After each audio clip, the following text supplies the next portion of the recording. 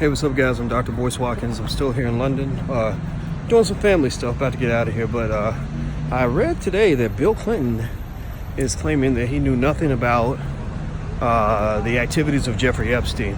Jeffrey's the billionaire who got caught up in some pretty much what you could probably call R. Kelly times 10.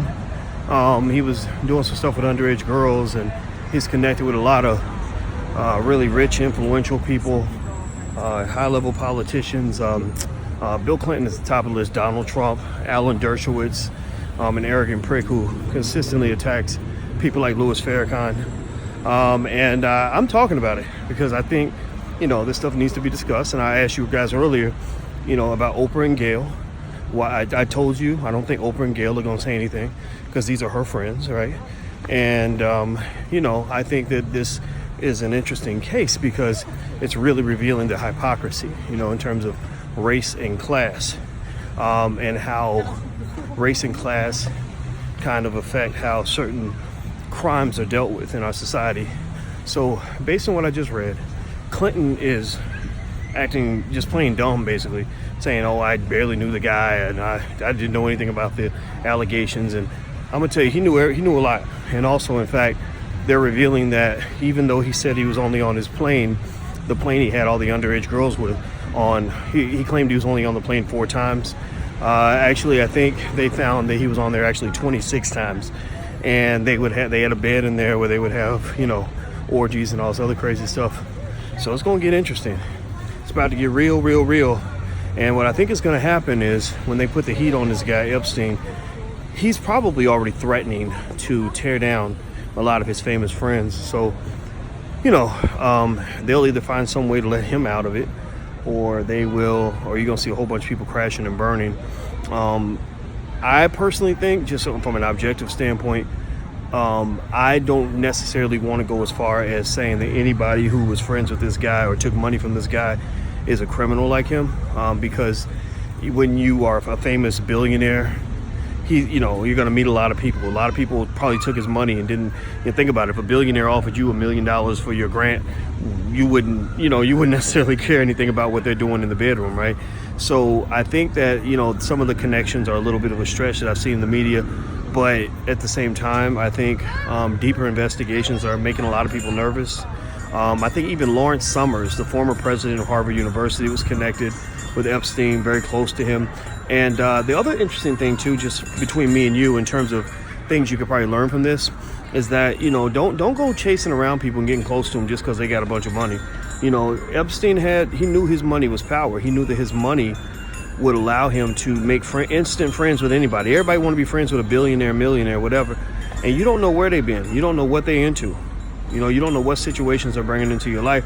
So there are probably some people in there who are going to be tied up with this guy because they said, oh, he's a great guy, he's wonderful, I vouch for him 100%. And you don't know nothing about this man's life, So anyway, it's going to be interesting. And I look forward to seeing what they do with the Bill Clinton situation. Because if you're taking down Bill Cosby, you should be taking down Bill Clinton too. But again, I still believe in evidence, and I think out of fairness, there should be evidence. And so rather than seeing Clinton go down without evidence, I'd rather see Cosby released until there is evidence, or evidence produced. If evidence is produced against Clinton, of course he should go down too.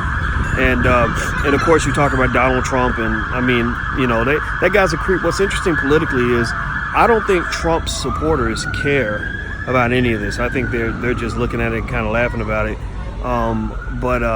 So a lot of people that think that this is going to be the thing that takes Trump down, I don't think that's going to happen. But because really the Democrats have themselves to blame for the Trump presidency. They created Donald Trump. They created Trump by ignoring their base, ignoring black people, going way far to the left, really just pulling stuff out of their ass and forcing things onto people that people didn't want, pressuring people with things like the Me Too movement and all this other stuff, calling Christians bigots because they don't, because they read their Bible or whatever. And I mean that I think that extremist behavior alienated a lot of people, and then also just people that just act like they just know better than everybody else, like, oh, we're just better than you, we're smarter than you. Don't nobody like that shit. So the Democrats created Trump, and I don't think the Epstein case is going to bring Trump down. but it might bring Clinton down because Clinton was all up in it. And he's also aligned with, the people that support the Me Too movement. So he's going to go down. Biden will go down as well. Biden's got too much stuff in his past. I just think it's going to affect him too. So I think a lot of times what this also shows is how chickens come home to roost. When you're out, sort of presenting things or you're supporting things that are not fair, or you're supporting things that are unjust, then that injustice eventually circles back to you. And Clinton and Biden are going to be case study number one for that shit. So anyway, I'm out of here, guys. Say hi, Tay-Tay. All right, she's a little tired. We are jet lagged like a mug. So I'll see you guys later. Hit the thumbs up button, hit the share button, hit the subscribe button. Also, I'll be in Chicago July 28th. drboychicago.com. Taylor, wait for your mom. Also, my investing masterclass starts on July 16th. So that's drboycemasterclass.com if you'd like to join. So I'm out of here, guys. I'll see you soon. Have a good day. Peace.